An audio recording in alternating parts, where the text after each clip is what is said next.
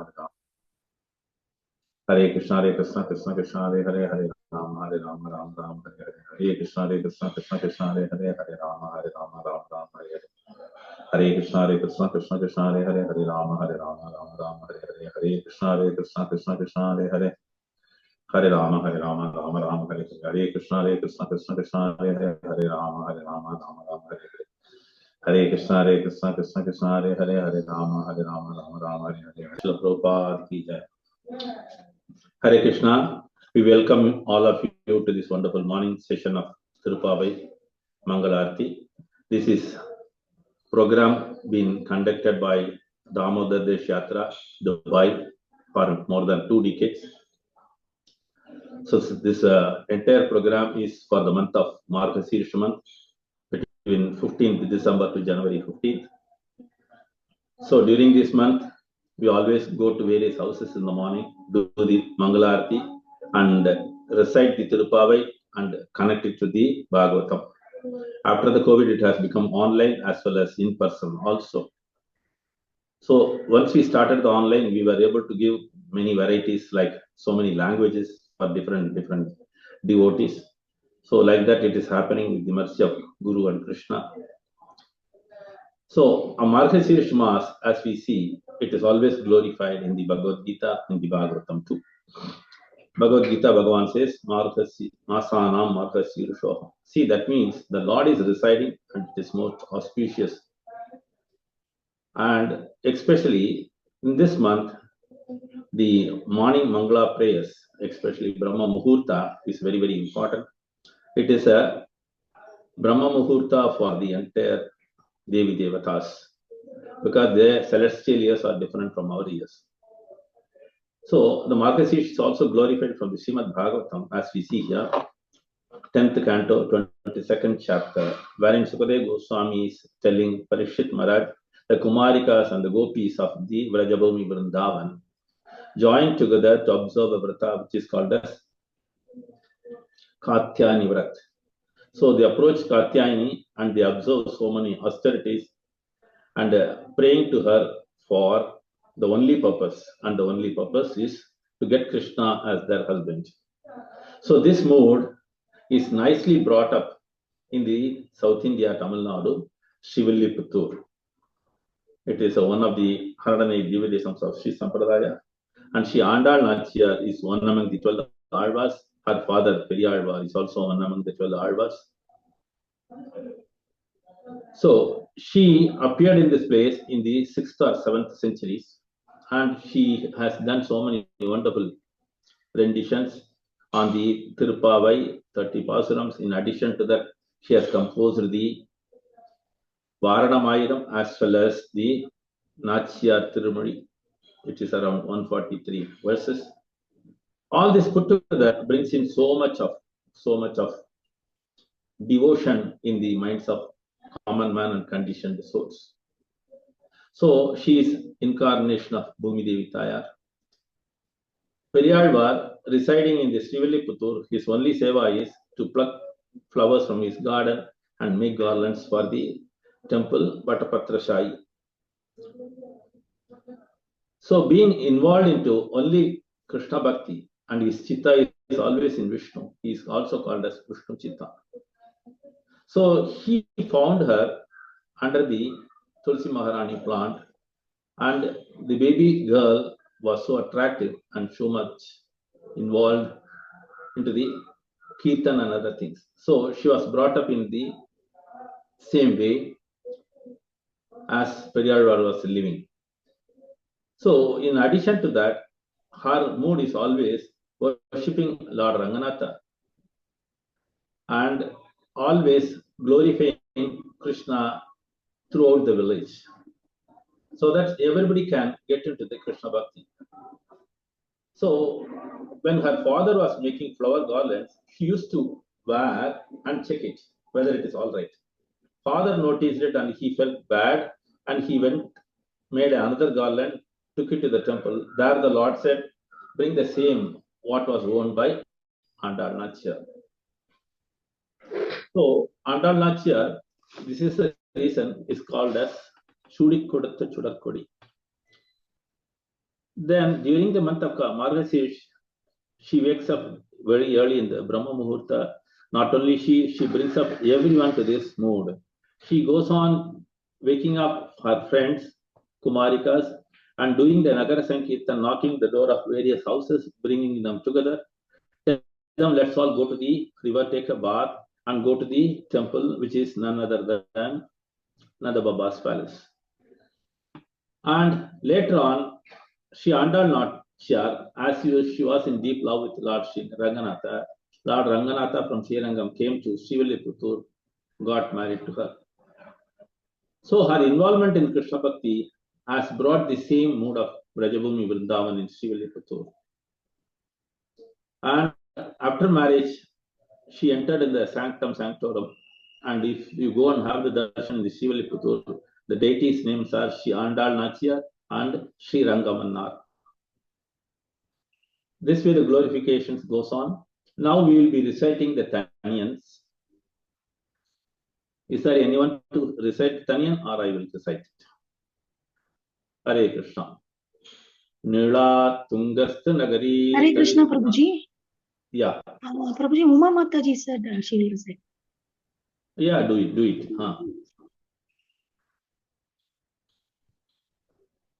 Who is going to do? Hare Krishna, Prabhu. Yeah, please do. Sri Andal Nachiar, Taniyangal. Sorry, Srila Prabhupada Ji, Parameshwaran Prabhu. Namaste. Sri Parasara Pattar Aruli Ched. Neela Tungastanagiri Tati Subda Mudbodhya Krishnam Paradyam Swam Sruti Sadasiras Siddha Madhyabayanti Sosishtayam Sarajani Kalitam Ya Balhar Kritya Bhunte Goda Tasye Nama Idamidam Bhuya Evastu Bhuyaha. Sivya Kondar Aruli செய்தது. அன்னவயல் புதுவை ஆண்டாள் அரங்கற்கு பண்ணு திருப்பாவை பல்பதியம் இன்னிசையால் பாடி கொடுத்தாள் நற்பாமாலை பூமாலை சூடி கொடுத்தாளை சொல்லு சூடி கொடுத்த சுடற்கொடியே தொல்பாவை பாடி அருளவல்ல பல்வலையாய் நாடி நீ வேங்கடவர்க்கு என்னை விதி என்ற இம்மாற்றம் நாம் கடவா வண்ணமே நல்கு. I request quickly, whoever is reciting the Pasaram, make it fast. Hare Krishna. Sure, Prabhu. Hare Krishna, Prabhu. Vishaka from Atlanta. ஆழிமழை கண்ணா இன்று நீ கை கரவேல் ஆழியுள் பூக்கு முகந்து கொடாத்தேரி ஊழி முதல் உருவம் பாழியன் தோளுடைய பர்பநாபன் கையில் ஆழி போல் மின்னி வலம்புரி போல் நின்றதேது தாழாதே சார்கம் உதைத்த சரமழை போல் வாழ உலகினில்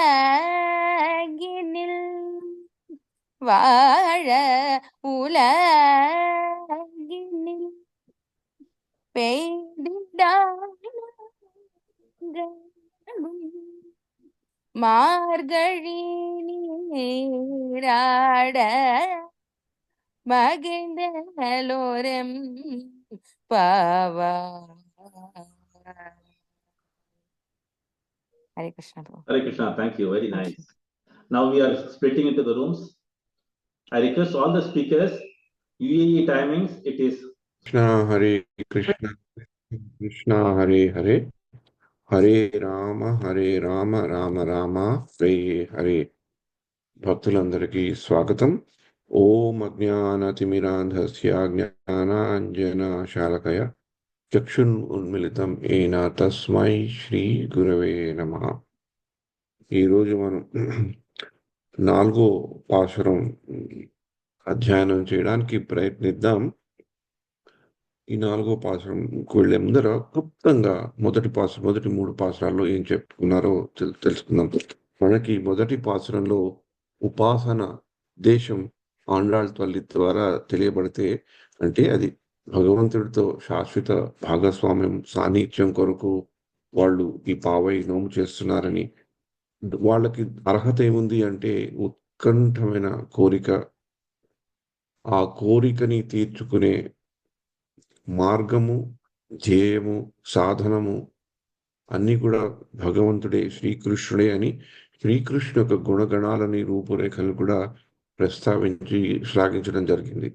2వ పాశురంలో ఆ పావై నోము అనేది మనం చేపడితే భగవంతుడితో శాశ్వత భాగస్వామ్యం కానీ సాన్నిధ్యం కానీ పొందడానికి మనం ప్రయత్నం చేయాలి అనుకుంటే కొన్ని నియమ నిబంధనలు పాటించాలి. అంటే అవి చెప్తూ మనం కూడా భక్తి ప్రస్థానంలో, భక్తి జీవనంలో ముందరికి వెళ్ళాలి. అంటే మన జీవితంలో కూడా ఏదైనా ఒక మంచి మార్పు రావాలంటే, ఒక పరివర్తన రావాలి అంటే మనకు కూడా ఏదో కొంచెం మన జీవన శైలిలో ఒక క్రమశిక్షణ అనేది తీసుకుంటే మంచి. మన జీవన శైలిని సౌమ్యమైనదిగా ఎంతవరకు అంతవరకు మార్చుకుంటే అది ఆధ్యాత్మికంగా మనని తప్పకుండా తీర్చిదిద్దుతుందనే ఒక మంచి సందేశం ఆండాళ్ తల్లి 2వ పాశురంలో చెప్తారనమాట. మనకి 3వ పాశురంలో వామన దేవుడు, మొదటి పాశురంలో శ్రీకృష్ణుని గుర్తు తెచ్చుకుంటే 2వ పాశురంలో పాలసముద్రంలో ఆదిశేషు పైన ఉన్న మహావిష్ణువుని వాళ్ళు తలుచుకుంటే 3వ పాశురంలో వామన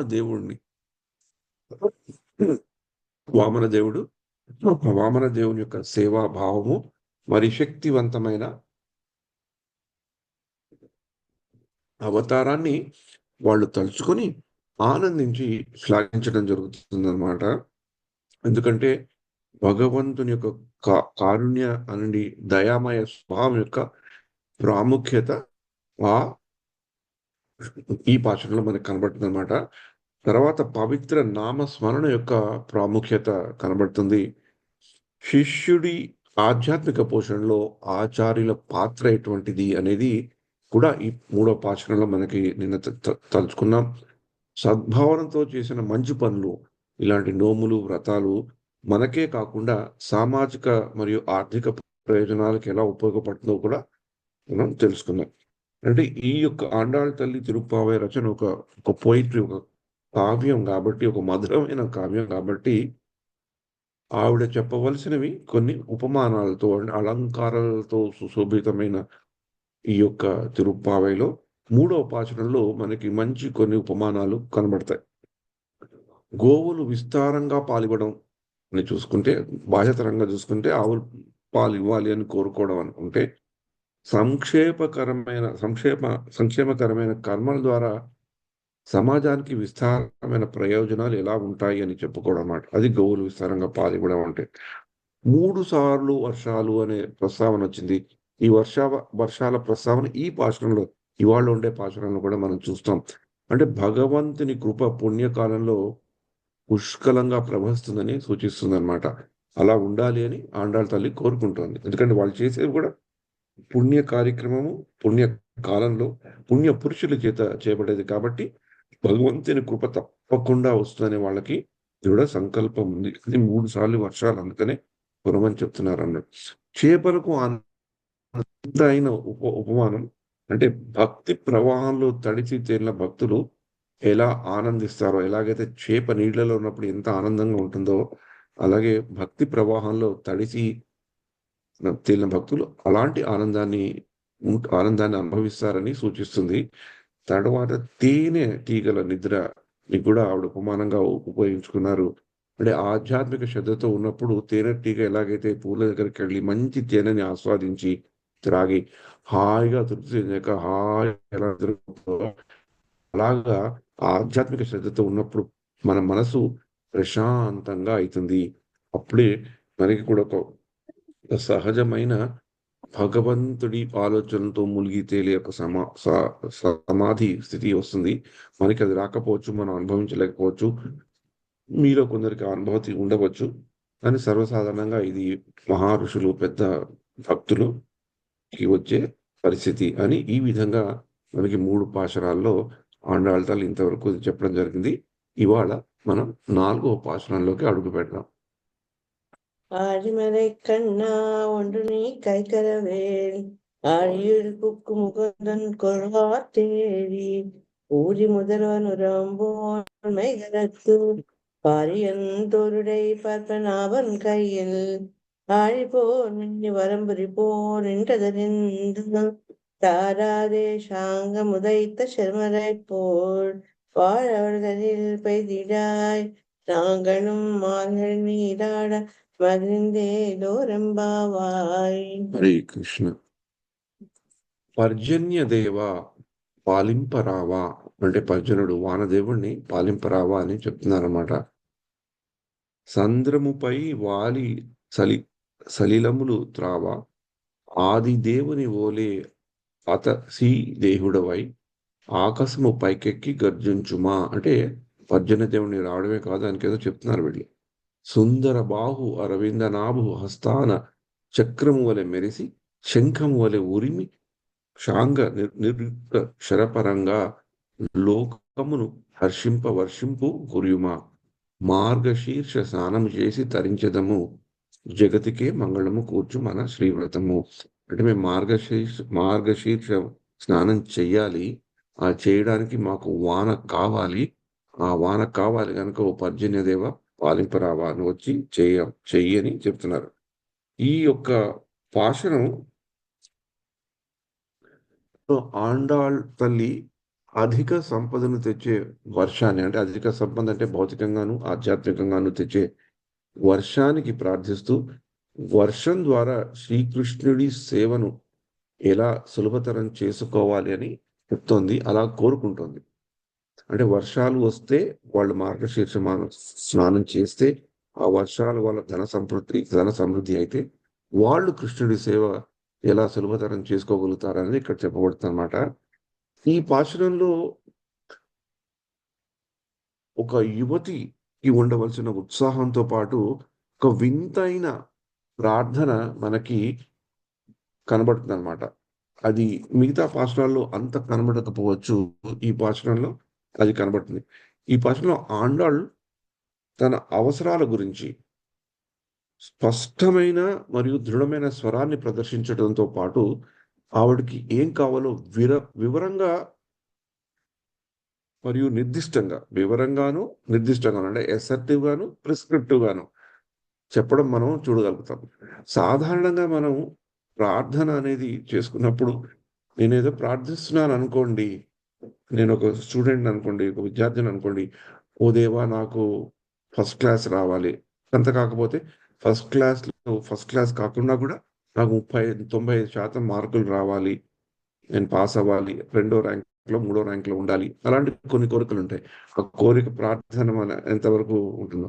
కానీ నాకు సైన్స్లో 99 మార్కులు రావాలి, లెక్కల్లో 100% రావాలి, ఫిజిక్స్లో 91% రావాలని కోరుకోగలరు. అంటే మన ప్రార్థనలు జనరల్గా ఉంటాయి, కానీ ఇంత నిర్దిష్టంగా ప్రిస్క్రిప్టివ్గా అంటే నిర్దిష్టంగాను మరియు ఏమి కావాలో అనే దృఢమైన స్వరంతో ఆవిడ చెప్తారు అన్నమాట. అందుకని ఈ ప్రార్థనకి ఒక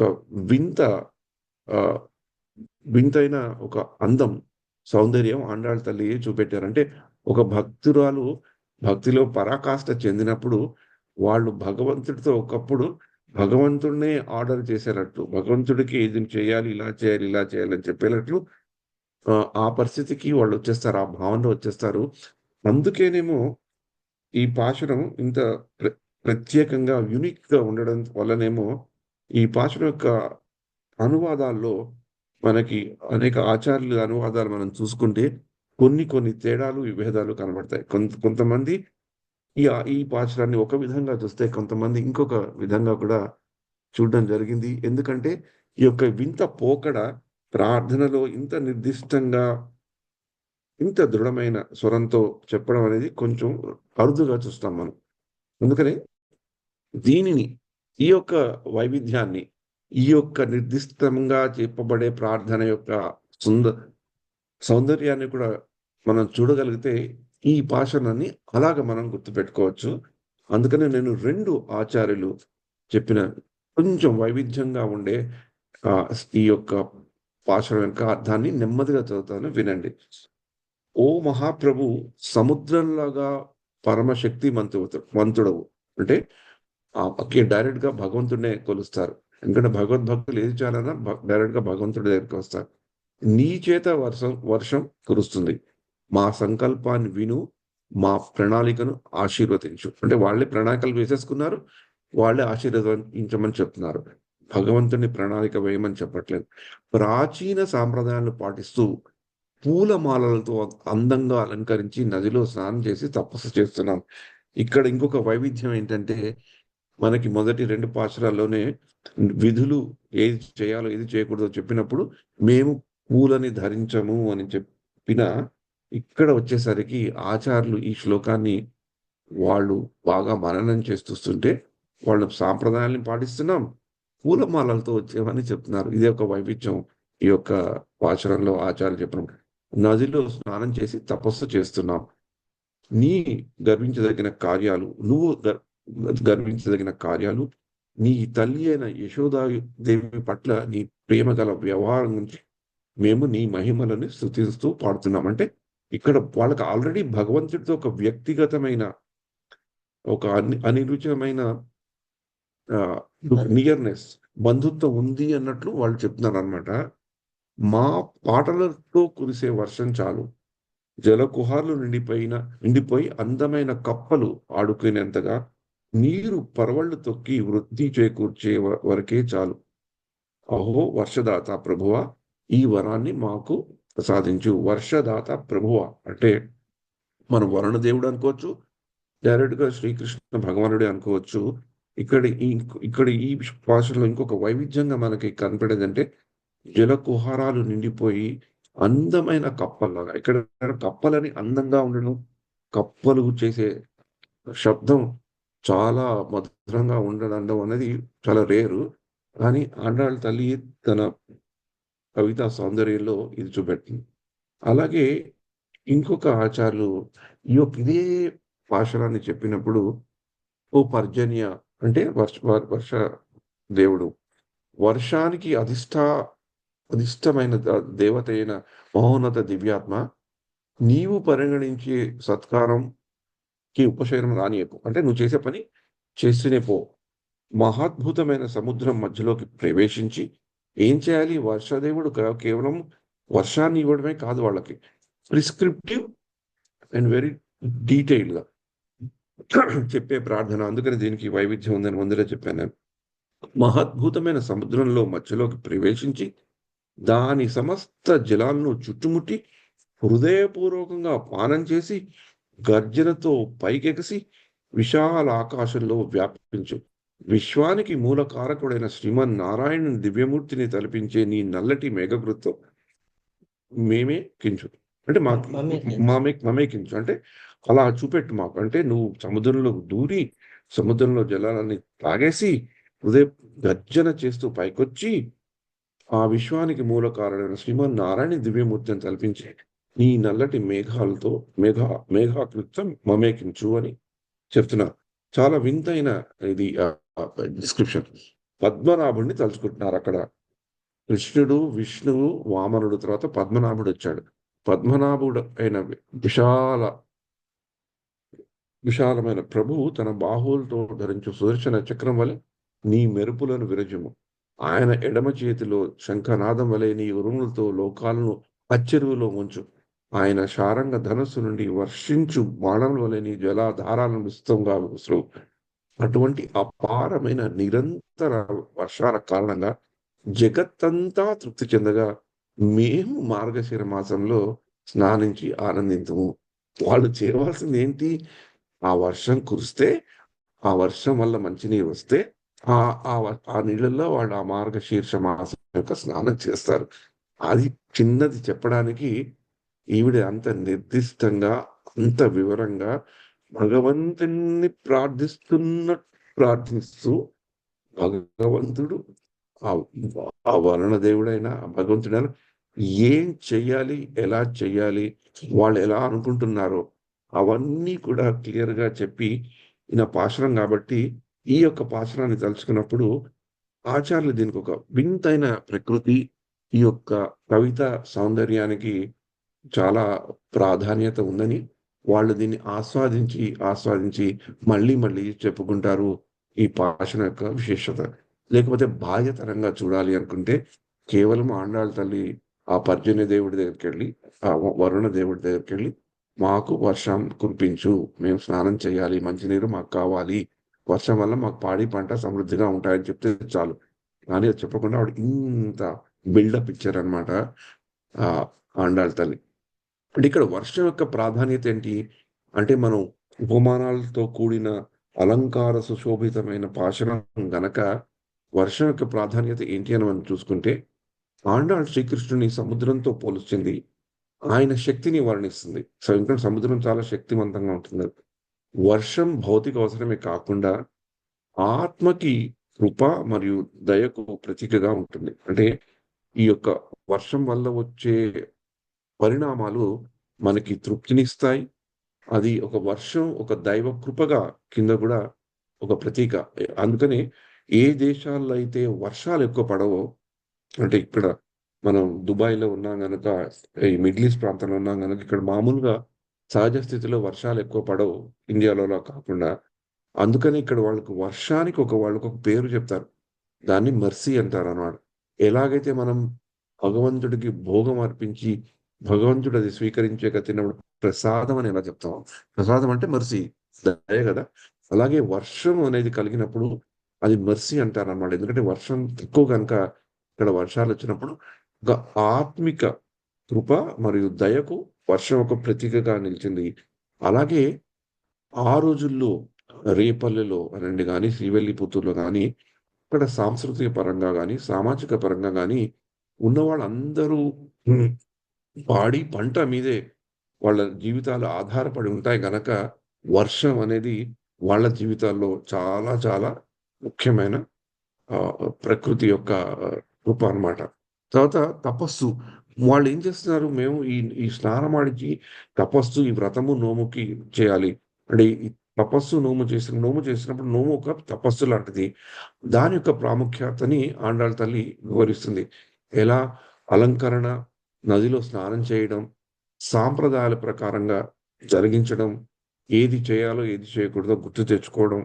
ఇది ఆత్మీయ పరిశుద్ధత మరియు సామాజిక భక్తి ప్రదర్శనం తెలుస్తుంది. అంటే అలా చేయటం వల్ల మనకి మన ఆత్మ శుద్ధియే కాకుండా, మనం అలా చేస్తున్నామని చూసిన వాళ్ళకి ఒక ఒక ఏదో ఒక భక్తి వాళ్ళలో కూడా ప్రజ్వలమైతుందన్నమాట. సామాజిక భక్తి ప్రదర్శన.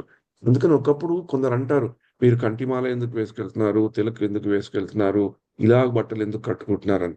అంటే అది మనకి అది కట్టుకున్నప్పుడు ఒక రెస్పాన్సిబిలిటీని పెంచిన, మనకొక బాధ్యతని మనకెప్పుడు గుర్తుపెట్టుకున్న, అరే! మనం కంటిమాల వేసుకున్నాము, తిలకం పెట్టుకున్నాం, ఇలా బట్టలు వేసుకున్నాం అంటే, మనకేదో ఒక తెలియకుండానే మనకొక బాధ్యత అంటూ మన గుండెల్లో ఉంటుందన్నమాట. అలాగే మననిచ్చిన వాళ్ళకి కూడా ఏదో ఇతనికి కొంచెం ఏదో భక్తి చేస్తున్నాడో, భక్తి చేయడానికి ప్రయత్నిస్తున్నాడో, భక్తి చేయాలని అనుకుంటున్నాడో, ఏదో కొంచెం సత్పురుషుడిలాగా ఉన్నాడు అని వాళ్ళకనిపిస్తే, వాళ్ళలో ఉండే భక్తి కూడా జాగృతం అవుతుంది అనే సిద్ధాంతంతోనే మనం అలాగా బయటకి వస్తుంటాం అన్నమాట వీలైనంత వరకు. అందుకనే మనకి వీలైనంత వరకు ఆ యొక్క ఎక్స్‌టర్నల్ డ్రెస్సింగ్, ఎక్స్‌టర్నల్ ఎటికేట్ అంటారు కదా! అది కూడా దానికి కూడా ఒక ప్రాధాన్యత ఉంది. కానీ కేవలం అదే భక్తి కాదు. కానీ దానివల్ల మనల్ని చూసి భగవంతుడిని గుర్తుపెట్టుకునేవాళ్ళు, భగవంతుడిని చూసినప్పుడు మనల్ని గుర్తుపెట్టుకునేవాళ్ళు ఎక్కువైతారు కాబట్టి తపస్సులో ఈ సామాజిక దృక్పథం కూడా ఉంటుందన్నమాట. తరువాత ఇక్కడ ఇంకొకటి చాలా ఇంపార్టెంట్ ఏంటి అంటే ఈ ఈ యొక్క పాశురంలో కృష్ణుని మానవీయ లక్షణాలు, అంటే కృష్ణుని యశోద బిడ్డ కింద యశోద కృష్ణుడి తల్లిలాగా ఆ ఆ ఆ జీవితాన్ని, ఆ జీవిత రంగాన్ని ప్రస్తావించడం ద్వారా ఆండాళ్ తల్లి కృష్ణుడు భక్తులకు చాలా అందుబాటులో ఉన్నాడు. ముఖ్యంగా భగవంతుడు కృష్ణుడి రూపంలో వచ్చినప్పుడు, కృష్ణుడి స్వరూపాన్ని చూపెట్టినప్పుడు చాలా సౌలభ్యంగా ఉంటాడు. కృష్ణుడు మనుషుల్లాగా పెంపకం పొందడం వల్ల అతని పట్ల మనకి మరింత సన్నిహిత సంబంధం కలుగుతుందని తెలియజేస్తున్నమాట. అంటే మనం కూడా అలాంటి భావంతో మనం ఉండగలిగితే మనం కూడా భగవంతుడు మనకి దగ్గరైతాడు. భగవంతుడి సాన్నిధ్యం గాని, భగవంతుడితో ఉండే భాగస్వామ్యం గాని ఆ తత్వం మనలో పెరుగుతుంది. ఎందుకంటే మనకి దామోదర లీలలో శుకదేవుడు పరీక్షితుడికి దామోదర లీలంతా చెప్తూ ఇలా కృష్ణుడు తప్పు చేశాడు, యశోదామాయి వెళ్ళి దగ్గరకు వెళ్ళి కృష్ణుడు పట్టేసుకుంది ఏం చేయబోతోంది అని పరీక్షితుడికి ఆ ఉత్సుకత పెరిగినప్పుడు, మరి కృష్ణుడు ఎవరు? చిన్న పిల్లవాళ్ళ కనిపిస్తున్నాడు, కానీ కృష్ణుడు ఎవరు అని కూడా మళ్ళీ పరీక్షితుడికి శుకదేవ గోస్వామి అక్కడ చెప్తారు. అంటే ఇది చెప్పాలి అనేది అవసరం లేదు అక్కడ. ఎందుకంటే కృష్ణుడు తప్పు చేశాడు, తల్లిలా యశోద కృష్ణుడి వెంబడించి కృష్ణుడు పట్టుకుంది, ఇప్పుడు కృష్ణుడికి ఏదో శిక్ష వేయబోతోంది అని చెప్పే తరుణంలో ఒక మంచి శ్లోకం చెప్తారు. నా చాంతర్ నా బహిర్యస్య నా పూర్వం నాపి చాపరం పూర్వాపరం బహిశ్చాంతర్ జగత్యయ. అంటే ఇతనికి ముందు లేదు, వెనకాల లేదు, అంతా ఈయనే, సర్వవ్యాపి ఈయన, జగచ్చయ, జగత్లన్నింటినీ పాలించేవాడు, వాళ్ళన్నింటినీ సృష్టికర్త ఈయన. ఆయన తప్పు చేశాడట, ఈవిడ ఉరుక్కుంటూ వెళ్ళి పట్టిందంట. మరి పట్టి ఏం చేసింది, ఎలా చేసింది?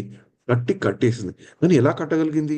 నచాంతర్ నా బహిర్యస్య నా పూర్వం నాపి చాపరం పూర్వాపరం బహిశ్చాంతే జగచ్చయ.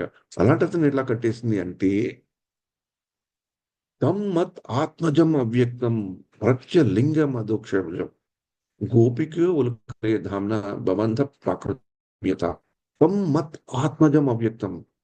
ఆవిడకి ఏంటంటే కృష్ణుడు అంతకుముందు కూడా కొన్ని అప్పటికే లీలలు చేసిన మహిమలు చూపెట్టినా కూడా అవన్నీ మర్చిపోయి కృష్ణుడు కేవలము తన పుత్రుడు, తనకు బాగా నచ్చిన పుత్రుడు, తను బాగా ప్రేమించే పుత్రుడు, తనకి బాగా ప్రేమనిచ్చే పుత్రుడు అని తెలుసుకుని తమ్మత్ ఆత్మజం, నా కొడుకే మృత్యులింగం అధ్యక్షం. కేవలం ఒక సాధారణ మామూలుగా అందరిలాగా ఉండే బాలకుడే నా వాడు, తమ్మత్ ఆత్మజం. అందుకనే గోపిక నచాంతర్ నా బహిర్యస నా పూర్వం నాపి చాపరం లాంటి కృష్ణుని ఈజీగా కట్టేసిందయ్యా అంటూ శుకదేవుడు పరీక్షితుడికి చెప్తున్నాడు అనమాట. అంటే ఈ శ్లోకం వల్ల మనం ఈ యొక్క దీంట్లో మనం తెలుసుకోవాల్సింది ఏంటంటే, ఎప్పుడైతే మనం ఆ భగవంతుడు స్వరూపంలో ఆ భగవంతుడి యొక్క లీలల్ని తలుచుకుంటూ ఆ స్వరూపాన్ని గుర్తుపెట్టుకుంటూ ఉంటే మనకి భగవంతుడితో ఉండే సంబంధం బాగా పెరుగుతుంది అనమాట. అందుకని కృష్ణుడు కూడా శ్రీమద్ భాగవతంలో ఒక చోట చెప్పడం జరుగుతుంది, తను ఎందుకు వస్తారో ఈ భూ ప్రపంచంలోకి, అనుగ్రహాయ భక్తాన మానుషం దేహమాస్థిత భజతే తాదృశ క్రీడ యశ్రుత్వ తత్పరో భవేత్. అలా భగవంతుడు భక్తులకి అనుగ్రహం చేయడానికి కొరకు వస్తారు, ఎన్నో క్రీడలు ఎన్నో లీలలు చేస్తారు. ఆ లీలలు చేయడం ద్వారా భగవంతుడి యొక్క స్వరూపాన్ని భక్తులు తెలుసుకొని సౌలభ్యం పెంచుకుంటారు. ఆ పెంచుకోవడం వల్ల భగవంతుడికి ఇంకా సన్నిహితులైతారు అని చెప్పడం జరుగుతున్నాడు. అంటే ఈ పాచనంలో కృష్ణుని అలా తలుచుకోవడం, ఎందుకంటే మొదటి కృష్ణుని యొక్క ఈ వైభవపేతంగా మొదటి పాచనాలు తలుచుకుంటే, మహావిష్ణువుగా రెండో పాచనంలో చూసుకుంటే, మహాశక్తిమంతుడుగా మహాకరుణామూర్తిగా మూడో పాచనంలో తెలుసుకుంటే, ఇక్కడ యశోద యొక్క ముత్తు బిడ్డలాగా తెలుసుకున్నారు. అందుకనే ఇంగ్లీష్లో కూడా గర్వరహితంగా ఎప్పుడైతే మన జీవితంలో మన భక్తి ప్రస్థానంలో మనం ఈ విషయాలనంటే ఇప్పుడు నేను చెప్పబోయే 2 స్టేట్మెంట్ని గర్వరహితంగా తలుచుకుంటామో అది మనకి భక్తిలో ముందరకు తీసుకొస్తుంది. Krishna is mine, I am Krishna. కృష్ణుడు నావాడు, నేను కృష్ణుడు వాడిని అని తెలుసుకుంటే, కృష్ణుడు నావాడు, నేను కృష్ణుడిని. అంటే కృష్ణుడు నాకే ఉన్నాడు, నేను కృష్ణుడికే ఉన్నాను. Krishna is mine, I am Krishna's. అని చెప్పుకుంటే అది ఒక కృష్ణ కాన్షియస్నెస్ అంటాం కదా, ఆ కృష్ణ చేతనలో ఉండడానికి ఉపయోగపడుతుంది. కానీ ఈ యొక్క మాట చెప్పినప్పుడు మనలో ఏ పాటి గర్వం కూడా ఉండకూడదు అని కూడా పెద్దలు చెప్తారు. తర్వాత ఇది ఒక మితమైన వర్షానికి ప్రార్థన. అంటే ఆవిడ ఏమని చెప్పారు, పర్జన్యుడు వచ్చి సముద్రంలో మునిగిపోయి మొత్తం తాగేసి వర్షాన్ని కురిపించు, అలా అయిపో ఇలా అయిపో అని చెప్పారు. కానీ ఆ వర్షం కురిపించేటప్పుడు కూడా ఇక్కడ ప్రిస్క్రిప్షన్ ఎలా కావాలో కూడా ఆవిడ మళ్ళీ ఈ ప్రార్థనలో చెప్తుంది. అదే ఈ వింతైన ప్రార్థన. అంత సముద్రాన్ని అంతా తాగేసిన ఈ పర్జన్యుడు వర్షదేవుడట పైకి వెళ్ళినప్పుడు వర్షాన్ని ఎలా కురిపించాలంట, అతి వర్షం కురయకుండా చిన్న రంధ్రాలు నీటిలో నుండి కప్పలు ఆడుకున్నంత వరకే వర్షం పడాలంట. ఈ కోరిక జీవనంలో మనకి సంతులనము, నిగ్రహము మరి సరియైన ఆశీర్వాదాల ఆవశ్యకతని చెప్తుంది. అంటే ఎంత కావాలంత మోడరేషన్ అని తెలుగులో ఇంగ్లీష్లో చెప్తారు కదా. మనకి 6వ అధ్యాయంలో కూడా ఒక శ్లోకం వస్తుంది. అదేంటమ్మా, అది మోడరేషన్ లో వస్తుంది 6th అధ్యాయం. యుక్తాహార విహారస్య అంటే ఆహారం యుక్తంగా తీసుకోవాలి, మోడరేషన్ తో. విహారం కూడా అంటే మనకు ఉన్న ఎంటర్టైన్మెంట్ కావాలి, సరదాగా ఉండాలనుకుంటే కూడా మోడరేషన్ తో చేసుకోవాలన్నమాట. అలా ఈ వానలు కురిపించు, కానీ ఇలాంటి వానలు కురిపించు, నీకు ఇష్టం వచ్చినట్లు వానలు ఇవ్వడం కాదని. తర్వాత కప్పల యొక్క సంకేతం అంటే మనకి మామూలుగా మన భారతీయ దేశాల్లో చూసుకుంటే కప్పలు రావటం అనేది, కప్పలు ఎక్కువగా కనబడుతున్నాయంటే వర్షం వస్తుందో, వర్షాలు మొదలయ్యాయో అని సూచిస్తాయి. కానీ ఈ కప్పలు చేసే సంతోషకరమైన శబ్దాలు భక్తుల భజనలతో పోల్చబడ్డాయి. ఇది చాలా వింత అయిన ఉపమానం. అంటే కప్పలు చేసే శబ్దం సాధారణంగా చెప్పుకుంటే ఈ కప్పలు చేసే శబ్దం వల్లనే కప్పల్ని తినే జంతువులు కప్పల దగ్గరకు వచ్చి కప్పల్ని తినేస్తాయి అని. కప్పల్ని మనకి ఏం చెప్తారంటే ఎక్కువ తక్కువ మాట్లాడకూడదు, చిన్న పెద్ద చూసుకొని మాట్లాడాలి, మనం అనవసరంగా మాట్లాడకూడదు, అనవసరంగా మాట్లాడితే మనకి ముప్పు వస్తుందని కప్పలకి ఆ ఉదాహరణతో పోలుస్తారు. కానీ ఇక్కడ ఆండాళ్ తల్లి ఒక వైపరీత్యంతో ఆ ఉపమానంలో కప్పలు సంతోషకరంగా ఉంటే ఆ శబ్దాలు కప్పలు చేస్తే అవి భక్తుల భజనలతో ఆవిడ పోల్చారు. తర్వాత మనకి ఇంకొకటి ఆండాళ్ తల్లి ఏం చెప్పారంటే, ఈ ప్రకృతి అంటే వర్షము ప్రకృతి చాలా అవినాభావ సంబంధం ఉంది కదా. ఆండాళ్ తల్లి భక్తి మరియు వర్షం మధ్య ఉన్న సారూప్యతను చాలా అందంగా చూపెట్టారు. అంటే సామాజిక శ్రేయస్సు కొరకు ప్రకృతిపై ఆధారపడి ఉండడం చాలా ముఖ్యం.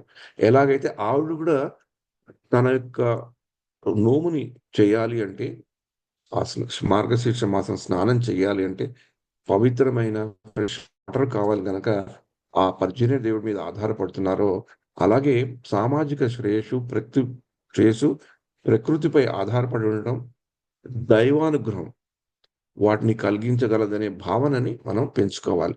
అంటే మనం ఏదైనా ఎప్పుడైనా ఈ యొక్క భక్తిలో ముందరికి వెళ్ళాలని, భక్తిలో మనకు ముందరికి వెళ్ళడానికి కావలసిన పరికరాలు, సామగ్రి, అనుకూల పరిస్థితులు మనంతట మనకి రావు. అవి కేవలము భగవంతుడి అనుగ్రహం వల్లనే వస్తాయి. అవి భగవంతుడి అనుగ్రహం ఎలా వస్తుంది? ప్రకృతితో ముడిపడి ఉన్న పరిస్థితులను తీసుకురావడం వల్ల మనకి వస్తాయి. అంటే తిరుప్పావై 4వ పాశురం భక్తి, ప్రకృతి మరి సామాజిక సమతుల్యత మధ్య ఉండే సమ్మేళనాన్ని ఒక వర్ష రూపంలో శ్రీకృష్ణుని అనుగ్రహం భౌతిక సంతృప్తిని ప్రసాదిస్తూ, అలాగే ఆధ్యాత్మిక పురోగతి మనకి ఎలా ఉంటుంది అని చెప్పడంలో ఈ యొక్క పాశురం యొక్క విశేషం అన్నమాట.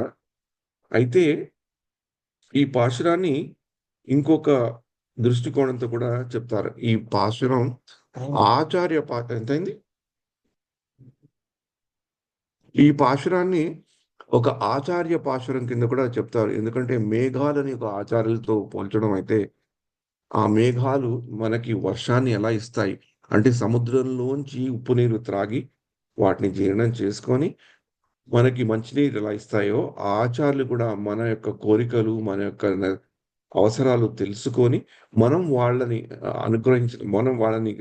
వాళ్ళ చెరువుకెళ్ళి వాళ్ళ సాన్నిధ్యంలో వాళ్ళు శరణు వేడుకొని వాళ్ళకి సేవ చేస్తే వాళ్ళు మనకి ఏదైతే కావాలో మన ఆధ్యాత్మిక జీవితం మనం ఎలా ముందరికి తీసుకువెళ్ళగలుగుతామో అది వాళ్ళు ఇస్తారన్నమాట.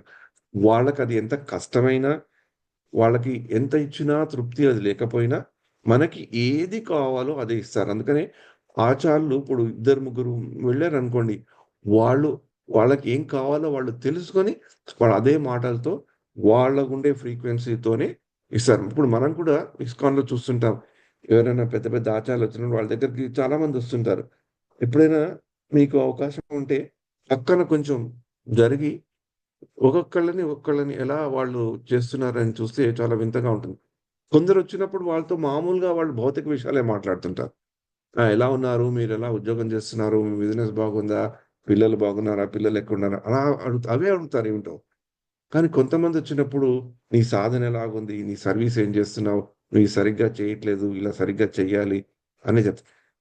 ఒకే కాంగ్రిగేషన్‌లో దగ్గర దగ్గర ఉన్న భక్తులు, ఒకప్పుడు ఒకే ఇంట్లో ఉన్న భక్తులకి ఎవరెవరితో ఎలా మాట్లాడాలో, ఎవరెవరికి ఏం చేయాలో, ఎవరెవరికి ఎలా చెప్పాలో అనేది వాళ్ళకి చాలా బాగా తెలుస్తుంది. అలాగే ఈ మేఘాలు కూడా సముద్రం నీటిలోంచి ఉన్నప్పుడు ఎక్కడెక్కడ ఏమేమి ఎలా ఇవ్వాలి, ఎక్కడెక్కడేసి ఏ పంటలు పండుతాయని తెలుసుకున్నదట్లు ఆచార్యులు కూడా మనకి ఆ భగవత్ భక్తిని, భగవద్భక్తిలో మార్గాల్ని ఇస్తారు కాబట్టి ఇక్కడ వాన, మేఘము, పర్జన్యుడు, భగవంతుడు పర్జన్యుడు వరుణ దేవుడిని ఆండాళ్ళ తల్లి ఒక వింతైన ప్రక్రియలో ఎలా ప్రార్థించిందో చూపెడుతూ మనకి ఆచార్య వైభవం, ఆచార్య యొక్క గొప్పతనాన్ని బాగా చెప్పారనమాట.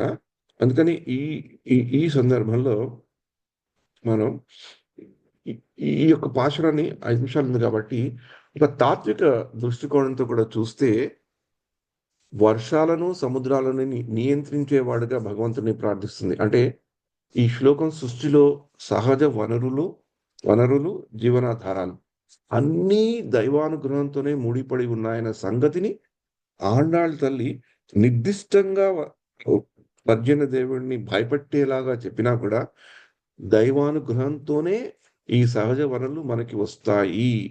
ఆ సహజ వనరులు అనే వర్షాలు, పంటలు వచ్చినప్పుడే మనకి అన్ని వసతులు వస్తాయి. అంటే దైవ కృపతోనే వస్తాయి అని మనం గ్రహించడం అన్నమాట. అంటే మానవ జీవనము, ప్రకృతి, దైవ సంకల్పం అన్నిటికి ఒక నిగూఢమైన సంబంధం ఉందని మనం గ్రహించాలి. అవి గ్రహిస్తూ మానవ ప్రయత్నాలకు పరిమితులున్నాయి. వాటిని దాటి అనుగ్రహం అందించేవాడు భగవంతుడే. ఎందుకంటే భూమి గాని, గాలి గాని, వాయువు గాని వేటిని మనం డైరెక్ట్‌గా మనంతట మనం సృష్టించలేం. అవన్నీ భగవంతుడే ఇస్తాడు. అలా ఇస్తాడు. అవి ఇస్తేనే మన జీవన శైలి ముందరికి వెళ్తుంది.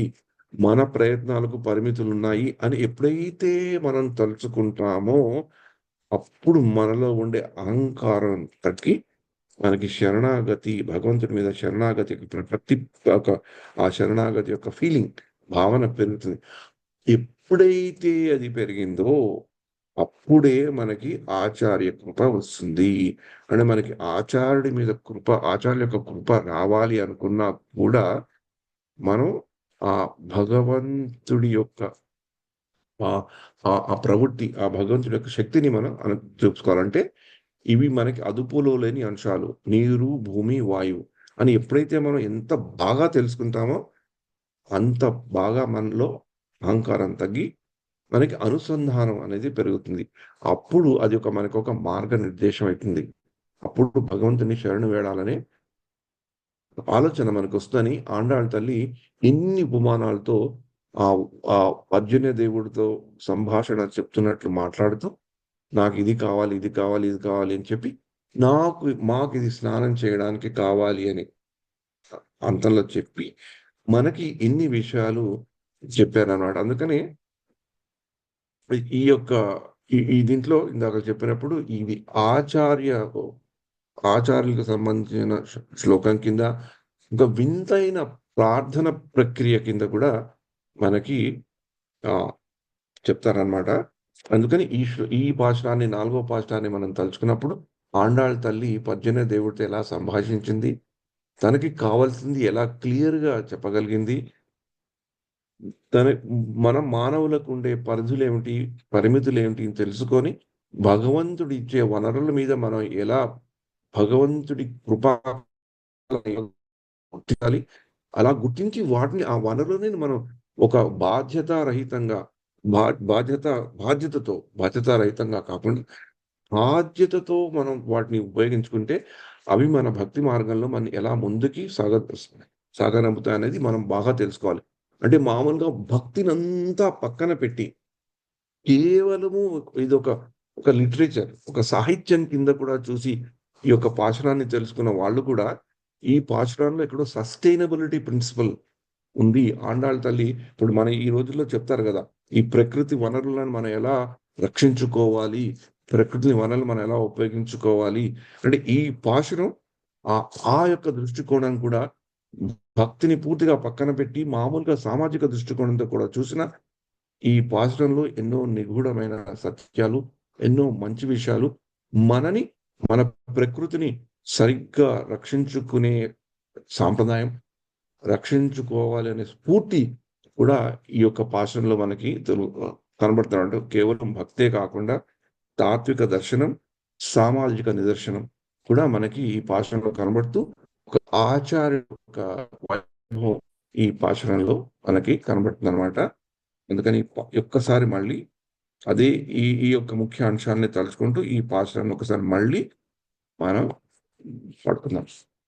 ஆழிமலை கண்ணா ஒன்று நீ கைக்கரவே ஆழியில் புக்கு முகந்து கொடுவார் தேரி ஊழி முதலன் ஒரு அம்போல் மெய்கரத்து பாரியந்தோளுடை பற்பனாவன் கைகள் ஆழி போர் மின்னி வரம்பு போன்றதிலிருந்து ராடா தேசாங்கம் உரைத்த செருமலை போர் வாழவர்களில் பெய்திடாய் நாங்களும் மாறிட நீராட வழிந்தேலோரும்பாவாய். హరే కృష్ణ కృష్ణ కృష్ణ హరే హరే రామ రామ రామ హరే హరే. ఓకే ప్రభు, టైం అయిపోయింది. వికెట్ చేద్దాం.